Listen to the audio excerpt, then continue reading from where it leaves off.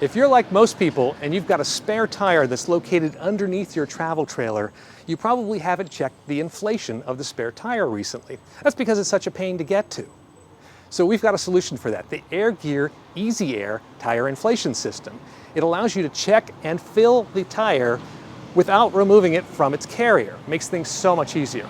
I'm going to show you how to install it, and I'm going to be following the steps in this guide that comes with the EasyAIR.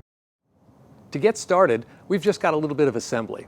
Find the bent metal pipe and remove the little steel cap from the end of it. Save this cap, you're going to want it later.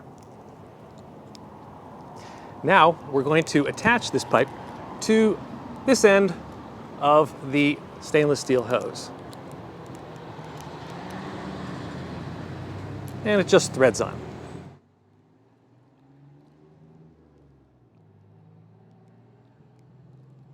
All right, just get it finger tight. Now we're going to attach the other end of the hose to the stainless steel mounting bracket. There's a large hole in the bracket. I'm just going to take this black plastic cap off the valve and slide it through the bracket. Now I'm going to mount it in place with this brass flat washer first, the copper spring washer second, and finally the brass nut, which will hold the other two pieces down. Just thread this brass nut on finger tight, and then maybe a quarter turn more with a wrench, but not so tight that the copper spring washer is completely flattened. You don't want to smush it flat.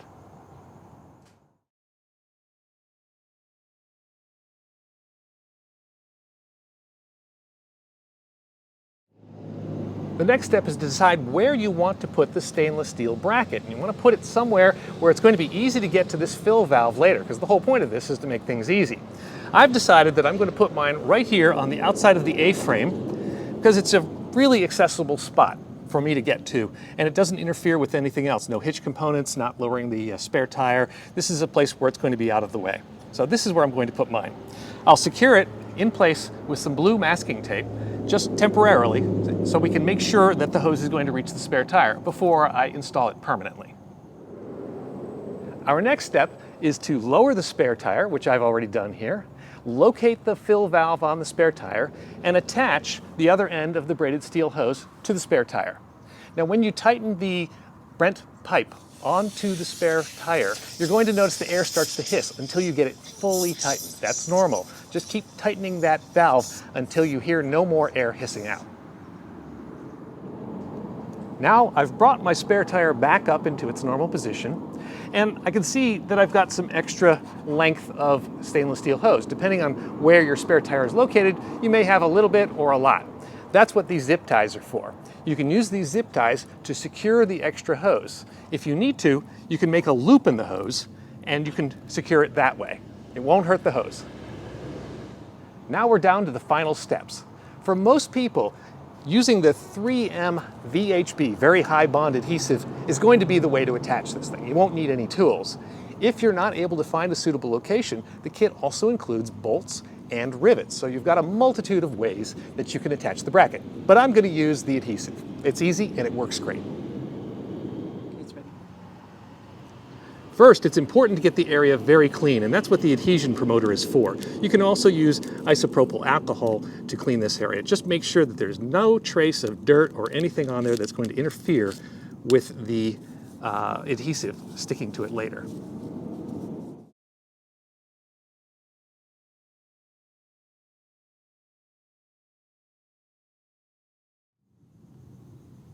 Okay, you can see the area that I cleaned with the adhesion promoter, and I gave it a little time to be absolutely sure it's completely dry. You want to make sure it's dry and ready to go before you put on the adhesive. This 3M very high bond adhesive will stick and stay as long as the surface is well prepared. I'm going to put a piece underneath the bracket in these two locations and then stick it into place.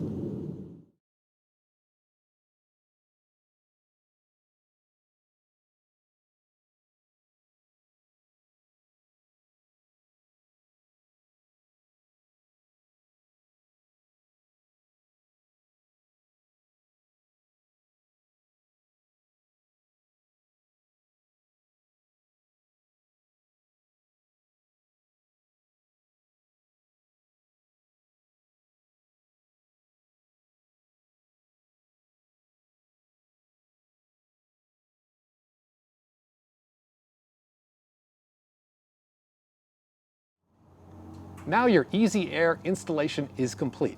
Just take that little metal cap that you saved from the previous step and put it back on top to protect the valve. It's also a good idea to take this opportunity to check the pressure in your spare because it's probably low. And if you have a TPMS, I recommend getting an extra sensor for the TPMS. You can leave it screwed right on here, and that way you can monitor the pressure in your spare tire along with all the other tires on your rig.